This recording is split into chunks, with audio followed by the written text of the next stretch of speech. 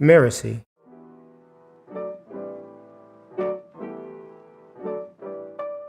We want truth, vibration of truth to manifest greater intentions. And I don't think we have truth right now. What are your thoughts? I think you might be right. I don't think that protection is conscious, but I hear what you're saying.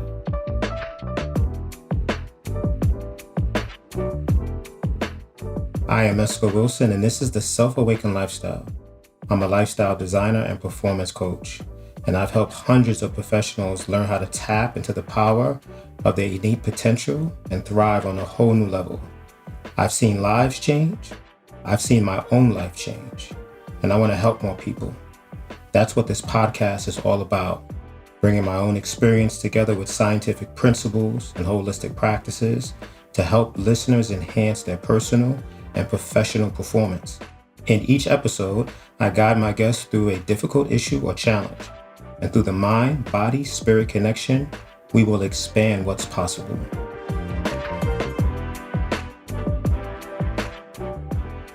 Hello, my friends.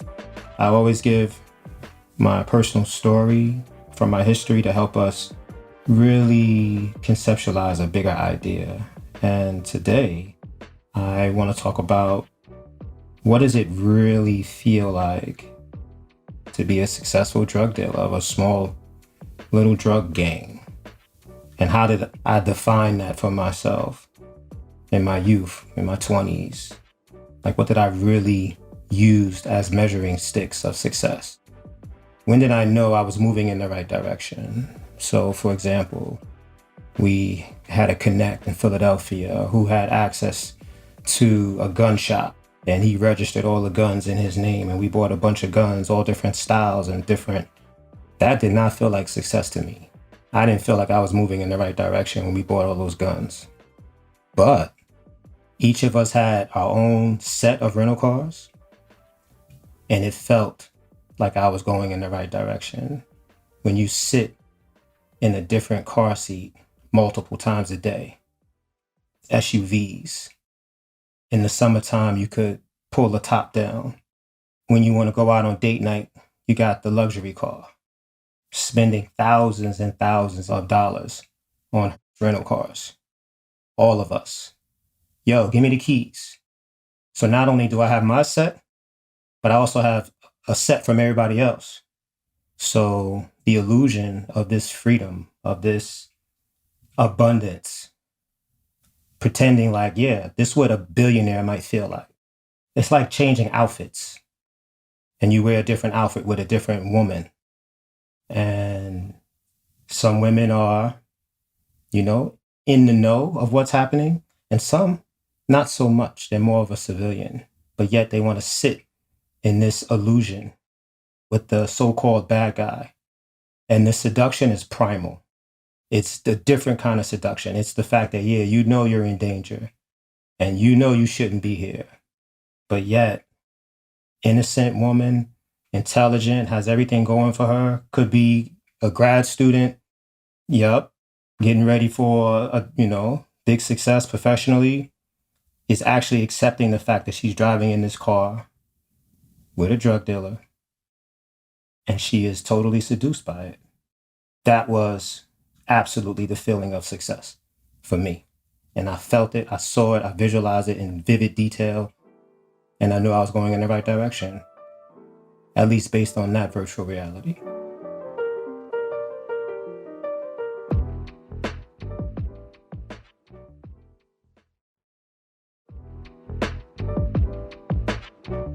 So my guest today is Mikey, an aspiring professional baseball player. And what we're going to explore with Mikey is the ability to set the stage. Virtual reality through internal visualization techniques, sports psychology. I am the person living in this virtual reality that I'm creating with vivid detail for myself in this internal visualization. And this is my mental model that's also embodied. This is my model of success. But am I creating the right model? When external cues and external energy is trying to alter my experience. It's trying to tell me that my mental model is not working. And how do I actually adjust the model so I can stay in flow and progress with the challenges that I'm facing? So that's what we're going to talk about with Mikey. Okay, Mikey, how are you? I'm doing well. Mikey, who is this young man that I'm talking to? Talk to me about yourself a little bit. So I'll start with where I'm at right now.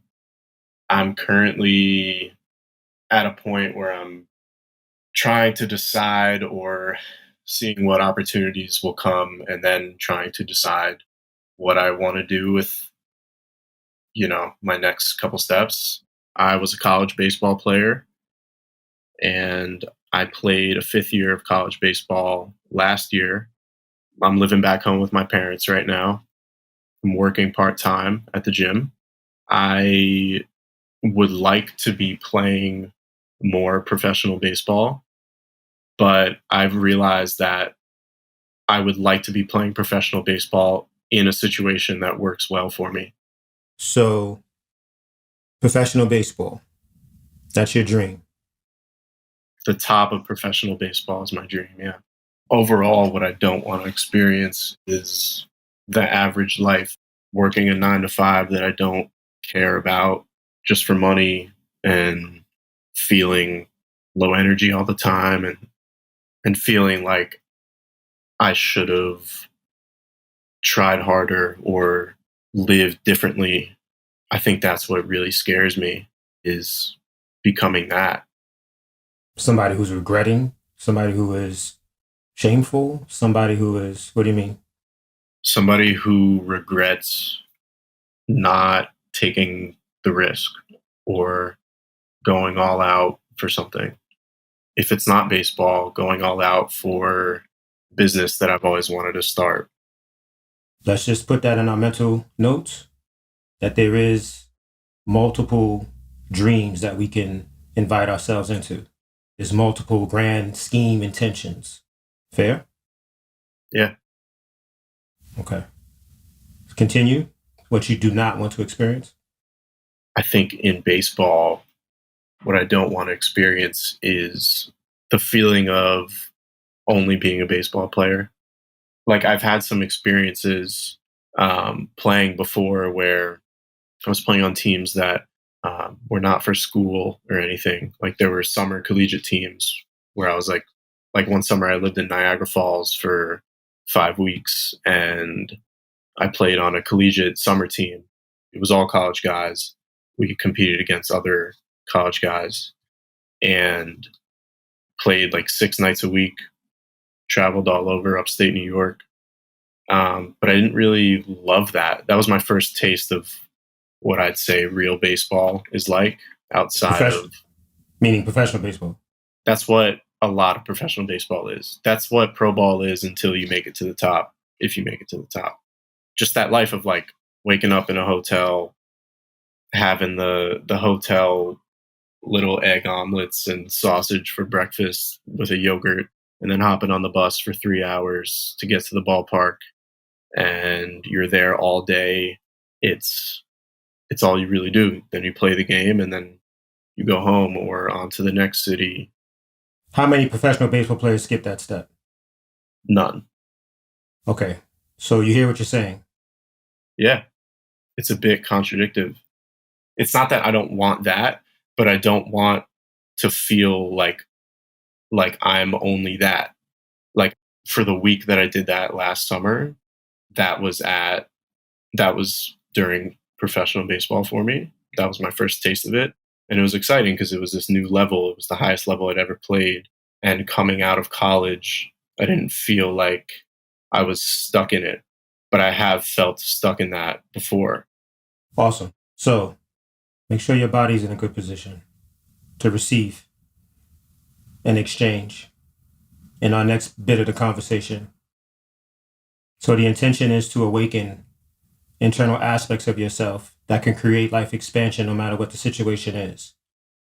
Now, we can do it somatically with movement practices and lifestyle engineering to keep our body not just resilient, but vibrant, very healthy, on a cellular level. I'm not sure that's where you are. I'm hearing a battlefield in the mind. So we're looking to create life expansion, and your mind is creating a lot of stories. And if we use these stories to guide the character that you're being, I don't see success. So you're independent pro baseball. That's an essential step. No professional baseball players skip this essential step, and you've reached that next base camp up the mountain. And then there's something inside of you that recoils instead of expands. Yeah. Is that fair? Yeah. That's what I'm hearing. Does that make sense what I'm saying? It does. And I agree. What do you agree with? I agree that there's something that recoils. Okay, good. Let's put that in our mental notes. So you don't want to regret. Right. You don't want to be the person who looks back and says, man, it's a shame that I didn't do X, Y, and Z. Before we get into what you don't want to regret or something you're avoiding that you could dive into to really move forward, or not addressing this recoil sensation that minimizes your character and changes the story and the possibilities of opportunities that come your way. Instead of living in peak potential and possibility, it's something else that's much less than your expanded self. Before we do that, talk to me about Australia. I want you to go straight in and just tell me like the worst thing about Australia. There's a game that this team we played, the pitcher I was facing was not of a high level. Like he wasn't very talented, and I just didn't have a good game. I went 0 for 4 at the plate, and I broke 2 of my bats. And so it's a little detail like if you break your bat in baseball, it's normally because the pitcher's throwing really hard and your timing's off, and it's a sign of like you got beat. And I'm okay with that. I understand I'm going to get beat playing the game often, but 2 in the same game against competition I felt I was much greater than was just a moment for me of like what the hell is going on here? I feel like I'm at a higher level of baseball than this by a lot, and yet I'm not succeeding. I love it. Pause right there. Stay right there. I want you to take your right thumb, and close your right nostril. I want you to breathe through your left nostril. I want you to sit up tall. I want you to feel the energy flow through your left nostril and let it manifest and express itself in the right brain hemisphere. And then I want you to push the energy down through the left nostril and let it express itself in the left side of your body. Every time you exhale, you're going to softly whisper a number in your mind in descending order. The first number is 9, then it'll be 8, 7. So count backwards. Breathing through left nostril, moving energy.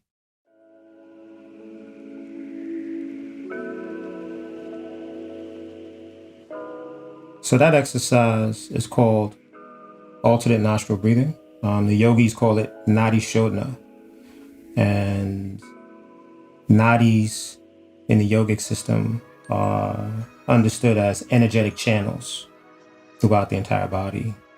And there's primary energetic channels that travel up the spine in a spiraling fashion. Like it's part of the Kundalini practice as well, this type of understanding. And Nadi Shodhana helps to move energy in the psychic centers of the brain. Why do we want Mikey to awaken the psychic centers of the brain? Because we want to engage in internal visualization work. We want to create detailed, vivid, like virtual reality type of experiences for Mikey. He has this very detailed, embodied vision of him being a successful baseball player, and it has motivated him, it's driven him. So reminding Mikey through this practice of alternate nostril breathing in conjunction with positive affirmation. So I see, I feel, I'm embodied, I'm living in this virtual reality, I am who? I am the man. And he does that.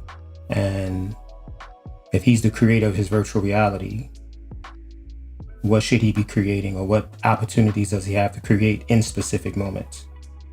So moments where all of the environmental cueing disagrees with your fantasy. The reality is you have to solve a problem in that moment, or you have to create an opportunity in that moment. So all of the cueing is not there. The audience is not there. External validation is not there the way you initially saw it. But what are you really doing in that moment to enhance experience, to engage in the act of professionalism, personal development in a moment where you're grinding it through, enhancing your skills when the equipment is not that good, enhancing your psyche when, the check is not that big, when the motivating factors are not as you originally desired. So that's what the practice is about. How to understand when I'm talking myself into a stressful situation. Oh man, I shouldn't be here. This is not worth it. What does it say about me that I'm competing against this poor competition? You can listen to yourself create that situation and watch your body stress over it and your nervous system vibrate in an unbeneficial way. Or you can say, here's the opportunity to really know how to improve myself, to listen to my psyche and change the narrative in my mind and watch me do it. Watch me create a body awareness, a comfort that leads into joy and bliss for being able to play baseball, even if it's not the ultimate level. I'm still here, I'm still healthy, I still have opportunities. And what's the pathway to take advantage of those opportunities? Well, I have to be the person who is in deliberate practice consistently of seeing it and feeling it in the moment, the next step, the little adjustment, the slight enhancement.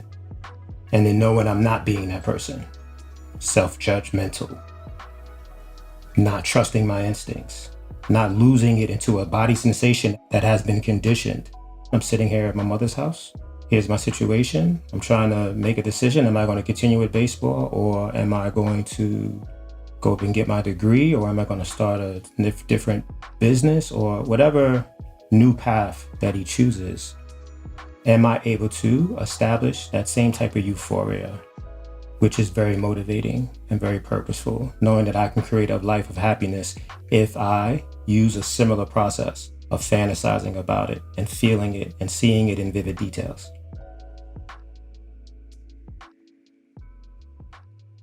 Okay, what do you see? Talk to me.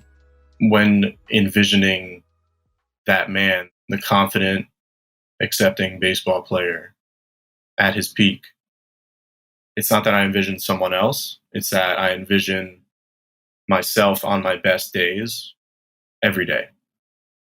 So I feel like I am that man because I have been that man on days before. And then I've also been below that on other days. So as a performance coach, I've learned to gain an understanding of who I'm talking to, like intuitively. And right now you're protecting yourself. You're protecting your psyche. You're rationalizing. It sounds intelligent. We want truth, vibration of truth to manifest greater intentions. And I don't think we have truth right now. What are your thoughts? I think you might be right. I don't think that protection is conscious, but I hear what you're saying. Talk to me about your environment right now. I'm in my room right now at home, sitting down at my desk. You the man or you're not the man right now? I'm not the man right now, but I feel as if I'm working towards that. That's it. I'm working towards it. That's all you need to say. That's truth. That's it. And let's accept that. Not right now. I'm not embodying the man. That's not who I'm being right now. Sure. But I'm working towards that. Yeah. Is that okay? Yeah. Okay. Environmentally, what could you adjust to help you move closer to support your work in becoming the man?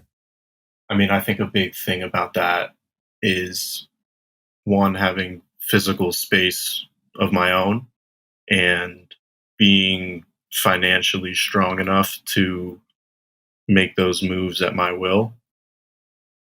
That's appropriate because environment, especially as we talk about manifestation work, has a lot to do with just simple external energy. So yeah, there's this physical environment, there's the environment around you that's social, the relationships, the whispering voices all around you, and the unconscious mind that helps you to understand what your financial position is in relation to your peer group, in relation to your legacy, in relation to your grand and scheme intentions.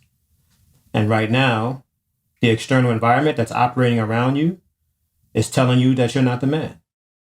That's how I feel. That's truth. Yeah. We can work with truth. We can manifest. There's so much available when we operate from truth. That's why I wanted you to clear away the dream. I wanted you to let it dissolve.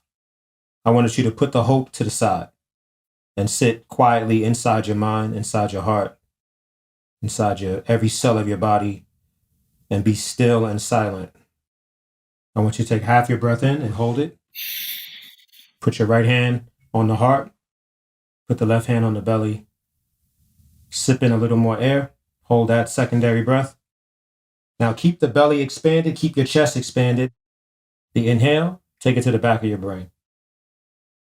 And when you push energy out, push it through the pores of your skin. As you move energy, you become a master of this energy, very knowledgeable of it.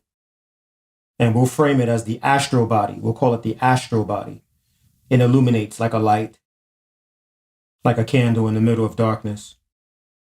Now, the darkness is the external energy that we're referring to, and it can be very dark and gloomy and scary, very uncomfortable, and it can tell you that you're not worth anything because you're just little candle flickering.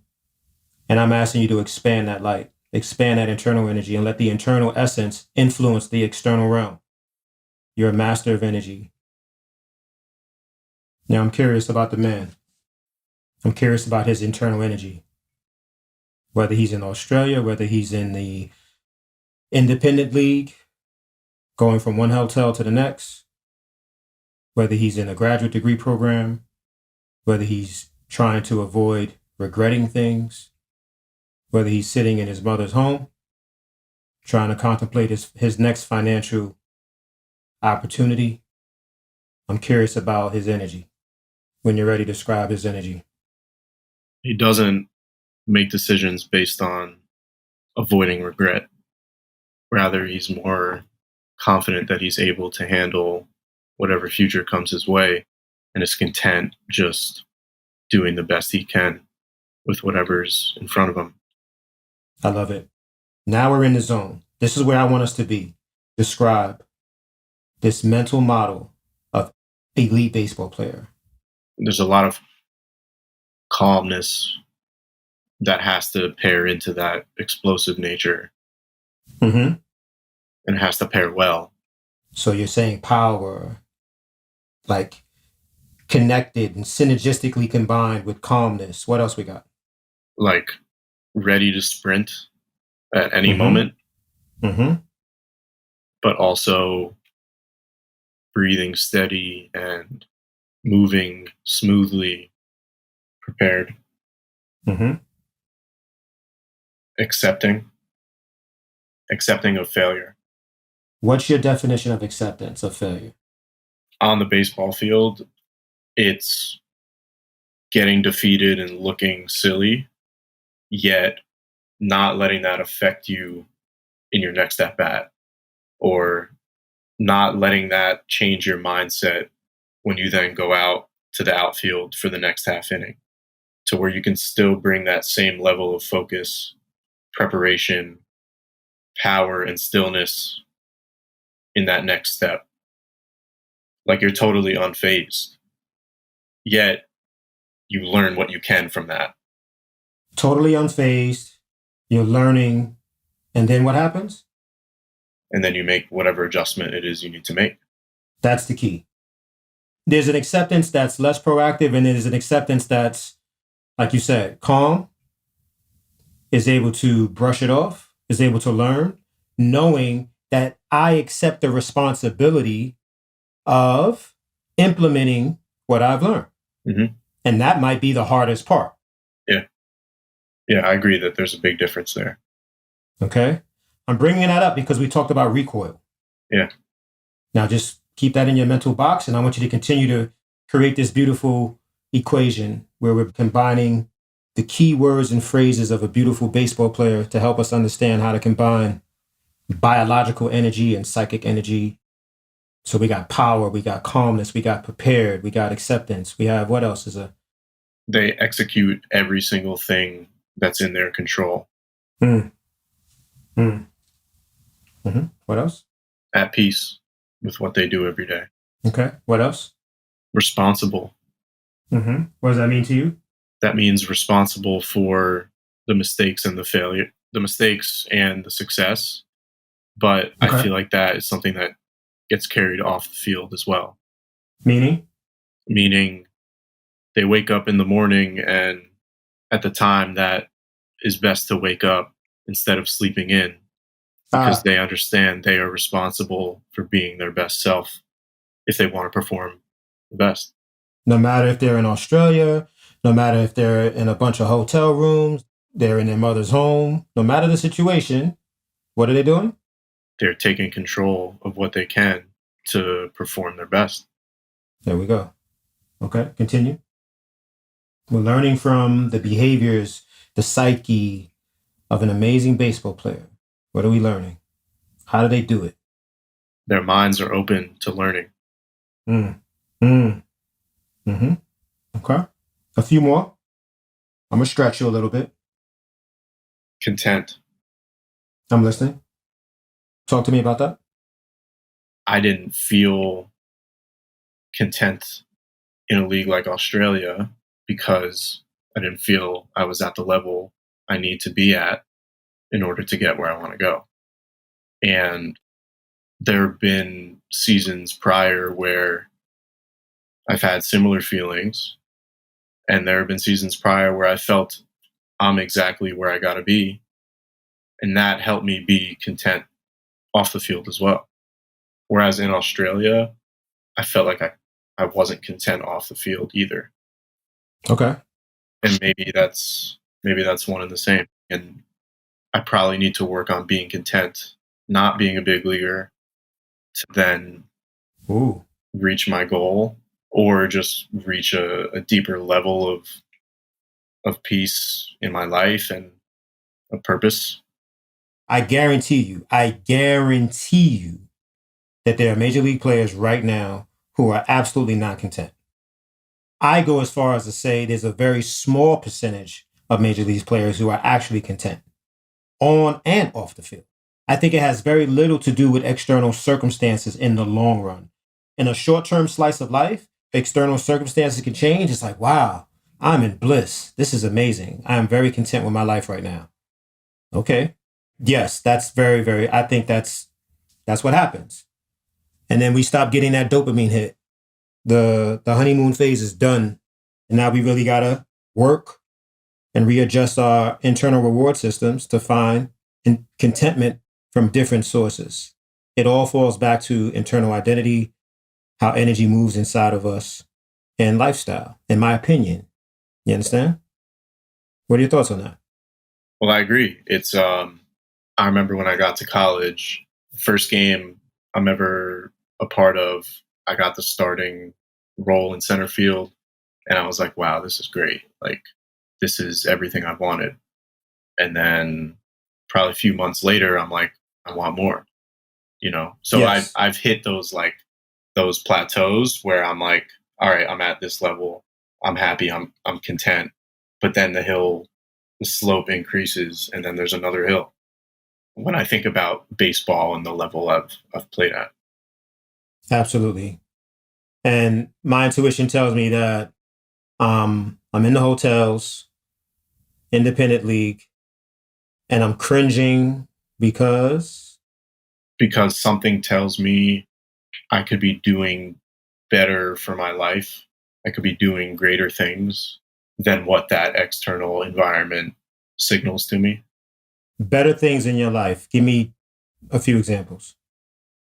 Spending time with family and friends, Mm, making money, because mm. in pro baseball you make very little money until you reach the top, unless you're like a high draft pick, which I was not. I appreciate you sharing that. Let's take a pause just for a brief moment. To me, this is where things start to shift. We've laid out many pieces of this puzzle, and the picture is starting to emerge. I don't want to regret not giving it my all. That's one set of values. But in the process, there's a conflict. I'm trying to do a lot of things to make this thing happen. The conflict is, what kind of life am I living as I pursue this dream? How am I expanding life, the expression of energy, my internal essence, my identity as I pursue this dream? I think what you're saying is that the conflict that you see, maybe the reason for this recoil I feel, is that although I want to make it, I want to be that big leaguer, and I don't want to regret not giving it my all in order to make that happen. I find it difficult enjoying the life that it requires. I'm going to rephrase that. The life that is required, okay, that's outside. You're finding it challenging to have a joyful, pleasant experience going through these behavior patterns. Yeah. That's how I want to rephrase it. Is that fair? Yeah. That's on you, though. Is that fair? Absolutely. Okay, cool. But yeah, if I'm not enjoying that, it's like, do I change myself and what I'm okay accepting and what I'm okay going through? Or do I change that environment? I love that question. That question boils down to, should I adjust my mindset to do what I'm doing? Or should I honor and listen to that sort of resistance to then change my external environment in hopes of living my best life? Do I want to live that indie ball grind of long bus rides and hotels and low pay and long hours playing ball in the sun? Or do I want to give it up and see what else there is for me to do? Maybe finish my degree, be open to other possibilities. There's a pivot. There's a fork in the road. I mean, the reality is that that's external. And like you said before, there are plenty of discontent Major League Baseball players. Exactly. And ultimately, what I really want for myself is, whether I'm wearing spikes or not, to just feel like I'm at my peak and like I'm doing great things for myself and others, and that feeling of the powerful man. I love it.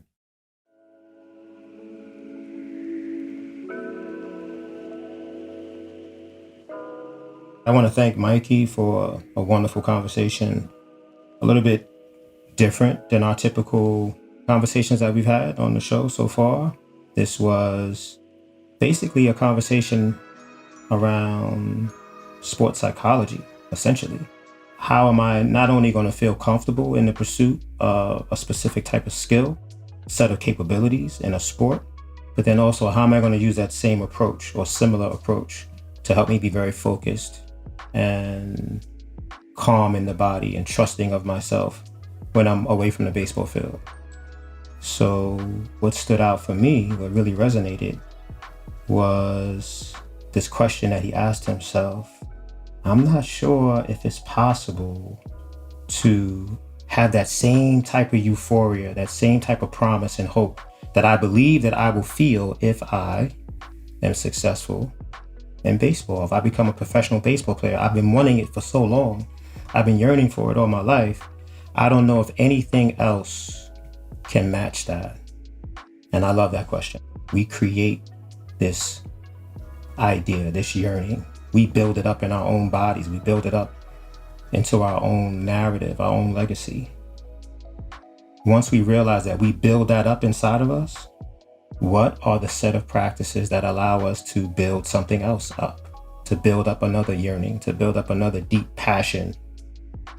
The second thing that really stood out for me in talking with Mikey was the moment that he realized that he gets tense when thinking about the type of person who plays essentially amateur baseball and all that's included with that, and the person grinding through that. And instead of seeing it as a stepping stone toward what he wants, his body recoils from it. He does not want to have that conversation with himself. He does not sit in meditation and visualization and affirmation, trying to see himself as a highly successful practitioner of the grind, of amateur baseball.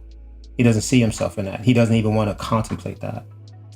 And he recognized that that's the approach that he's been taking, and he acknowledged it. That truly resonated with me, because if he decides to move forward, I strongly believe that he will have to sit and meditate with the scenario in front of him. The third thing that he talked about that really resonated with me was the moment of giving up. And he phrased it as, I just want to know that I gave it my all. Okay, but what does it mean to give it your all? Does it mean that I grind and I suffer and just break myself into nothing and then say, hey, I gave it my all, and I'm close to 30 and it didn't work out, and I didn't set up anything for myself. I leveraged everything. I risked everything. It didn't work out. But look at me trying my best. Look at me giving it my all. I can see why somebody would not want to contemplate that. But I'm asking him to redefine what it means to give it your all. So, giving it your all, sit and meditate and document success steps. If baseball does this, then I'll do that. If baseball does this, then here's my change. Here's plan B. Here's see it clearly. Be the person who can adapt. Be the athlete who can adjust and modify. Take a different path based on what the environment is offering him. Being the person who does not rely on external environmental cues for his success. He goes internal. And no matter what the environment offers, he can modify and adjust. No matter what external validation is present or not present, he can process it, trust in himself, and make the adjustments that he knows is appropriate for him. These are the things that really stood out for me.